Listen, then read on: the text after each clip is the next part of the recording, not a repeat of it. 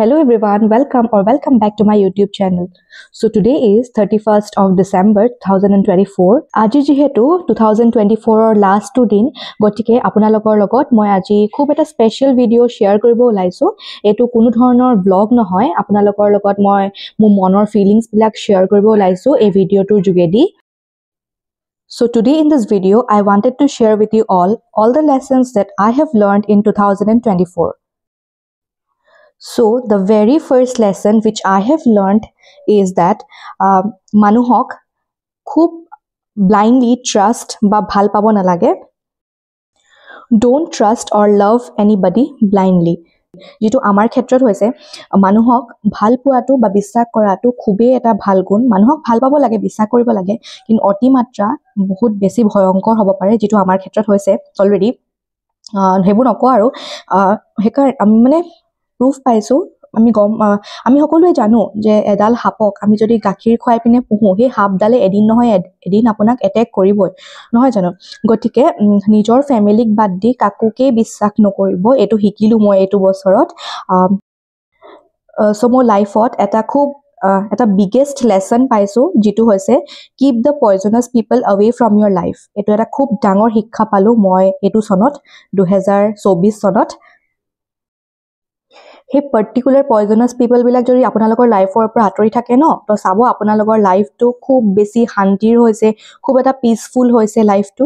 আপোনালোকে হে মানুহখিনিক আতৰাই ৰাখক নিজৰ জীৱনৰ পৰা, আপোনালোকৰ ফ্যামিলিটো, আপোনালোকৰ লাইফটো খুব বেছি পিসফুল হ'ব।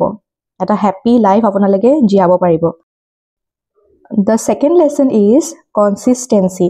Consistency যিকোনো ক্ষেত্ৰত হ'ব পাৰে, be it in studies or dance or in any field. YouTubeৰ ক্ষেত্ৰতো আপোনালোকে যদি এটা consistency maintain নকৰে, ভিডিওৰ ক্ষেত্ৰতে হওক বা জিহৰ ক্ষেত্ৰতে হওক, আপোনালোকে সাকসেস আশা কৰাটো ভুল হ'ব। আপোনালোকে যদি consistent হৈ থাকে, আপোনালোকে এটা ম্যাথছ আপোনালোকে সাপোজ ম্যাথছত উইক, আপোনালোকে যদি ম্যাথছ খিনি প্ৰেক্টিসে নকৰে, ডেইলি যদি আপোনালোকে প্ৰেক্টিস নকৰে, তেনেহলে আপোনালোকেনো কেনেকৈ পাৰিব, নহয় জানো? ঠিক তেনেকে ইউটিউবত আমি যদি কনসিস্টেন্টলি আমি যদি ডেইলি ভিডিও আপলোড নকৰো, তেনেহলে আমিনো সাকসেস কেনেকৈ পাম? আমাৰ ওয়াচ টাইম হওক বা আমাৰ সাবস্ক্ৰাইবাৰ্স কেনেকৈনো বাঢ়িব, কেনেকৈ এট্ৰাক্ট হ'ব?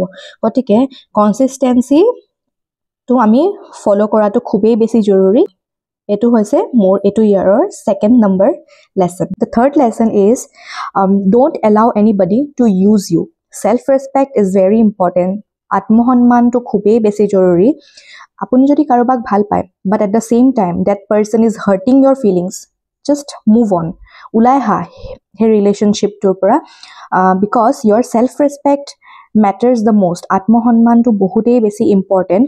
Similarly, আপুনি সাপোজ কৰবাত জব কৰি আছে, বাট আপুনি সেই জবটোৰ বিষয়ে বহুত বেছি প্যাশনেট, আপুনি কৰক আপোনাৰ কৰিবলগীয়াখিনি with full enthusiasm, আপুনি নিজৰ কামখিনি কৰক। কিন্তু at the same time আপুনি কাকো এলাও নকৰিব যে আপোনাক খুব বেছিকে কাম কৰাইছে। আপোনাৰ যিখিনি কৰিবলগীয়া আছে আপুনি সেইখিনিয়ে কৰক। কাকো এলাও নকৰিব যে আপোনাক বেছি খটাবলে, কাকো বেছি এলাও নকৰিব। এটো হৈছে মোৰ third number lesson, যেটো মই শিকিলো 2024ত। আমি আমাৰ নিজৰ কাম, যেটো আমি কাম কৰো বা জব কৰো, আমি তাক লৈ আমি খুবেই বেছি প্যাশনেট, আমি খুবেই বেছি ভাল পাওঁ। আমি ভাল নোপোৱা কামটোনো কিয় কৰিম, হয় নহয়? আমি কৰিম নিজৰ কামটো কৰিবলগীয়াখিনি, but at the same time আপোনালোকে মেইনটেইন কৰিব যে এইখিনিয়ে মোৰ কাম। তাতকৈ বেছি যদি ওপৰঞ্চি কাম কৰাইছে, এইখিনি কেতিয়াও নকৰিব, বিকজ তেতিয়া হেনকা কৰিলে আপোনাক মানুহে চল পাই যাব যে তাইকচোন মই কৰাব পাৰো কাম, তাই কৰিব। গতিকে কেতিয়াও এলাও নকৰিব মানুহক বেছি আপোনাক খটুৱাবলে। সো নিজৰ সেলফ ৰেসপেক্টটো আপোনালোকে খুব মেইনটেইন কৰিব দেই। সেলফ ৰেসপেক্টটো যদি আপোনালোকে যদি নিজকে ৰেসপেক্ট নকৰে, আনেনো কেলে কৰিব আপোনাক ৰেসপেক্ট?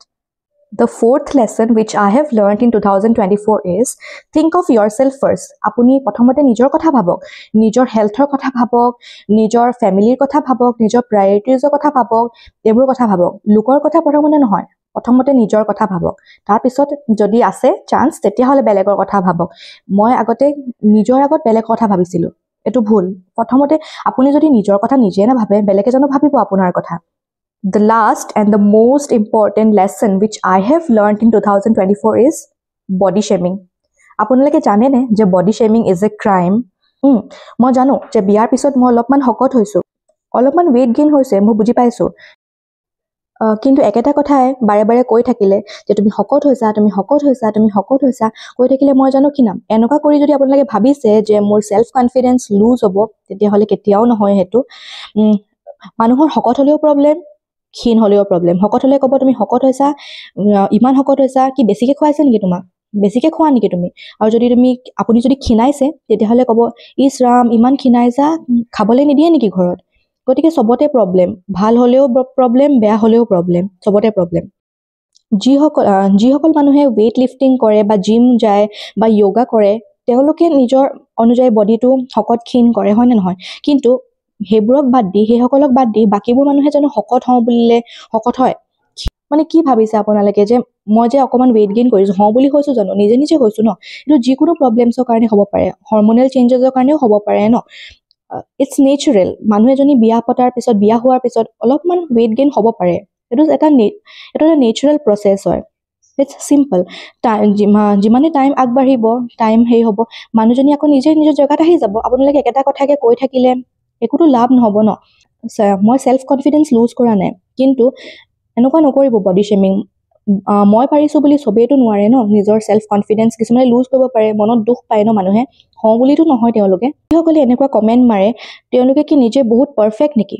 সিহঁতি কেতিয়াও পাৰফেক্ট নহয়। সিহঁতি হৈছে পৃথিৱীৰ আটাইতকৈ ইমপাৰফেক্ট মানুহ, কাৰণ সিহঁতৰ থিংকিংটোৱে ইমপাৰফেক্ট। বেলেগবোৰ কথা কি ক'ম? তেওঁলোকে নিজকে প্ৰথমতে নাচাই কেলে বেলেগক কমেণ্ট কৰাৰ আগতে নিজক চাই লওক যে সিহঁতি কিমান পাৰফেক্ট, তাৰপিছত কমেণ্ট দিয়ক, হয়নে নহয়? এইটো ভিডিঅ' বনোৱাৰ মোৰ কোনো মটিভ নাছিল, কিন্তু যিহেতু ইমানেই বেছি মানুহবিলাকে ক'বলৈ ধৰিছে, এনেইতো চবকে পাৰ্চনেলি ক'ব নোৱাৰো নক'লে মানে, গতিকে ভিডিঅ'টোৰ যোগেদিয়ে, ভিডিঅ'টো চবেই চাই ন, গতিকে ভিডিঅ'টোৰ যোগেদিয়ে মই চবকে ৰিপ্লাই কৰিছোঁ টু অল দ্য হেটাৰ্ছ। গতিকে সেইটোৱে আছিলে মোৰ ৰিপ্লাইটো। আশা কৰোঁ আৰু এনেকুৱা শুনিবলৈ নাপাওঁ। গোটেই বছৰটো শুনি লাষ্ট বছৰটো শেষত মই তেওঁলোকলৈ এই উত্তৰটো দিলোঁ। গতিকে দিছ are the 5 lessons which I have learned in 2024. যোনে এনেকুৱা কমেণ্ট মাৰি থাকিব দিয়ক, কাৰণ সিহঁতি হৈছে চবতছে ৱৰ্ষ্ট থিংকিং থকা এটা মানুহ, ইমপাৰফেক্ট মানুহ ৱৰ্ল্ডৰ ভিতৰত চবতছে। মইতো পাত্তাই নিদিওঁ, কিমান শুনিম আৰু? হৈছোঁ শকত, ভালকৈ খাইছোঁ, পিন্ধিছোঁ, সুখত আছোঁ, সেইকাৰণে শকত হৈছোঁ। গতিকে আজিৰ ভিডিঅ'টো ইমানেই। আপোনালোকৰ যদি ভিডিঅ'টো চাই ভাল লাগিলে, তেনেহ'লে লাইক, শ্বেয়াৰ আৰু ছাবস্ক্ৰাইব কৰি দিব মোৰ চেনেলটো, আৰু কাষত থকা বেল আইকনটো প্ৰেছ কৰি অল কৰি দিব, যাতে মই যেতিয়াও ভিডিঅ' দিওঁ আপোনালোকে লগে লগে এটা নটিফিকেশ্যন পায়। গতিকে আজিলৈ আহিছোঁ। আজিৰ ভিডিঅ'টো চোৱাৰ বাবে বহুত বহুত ধন্যবাদ।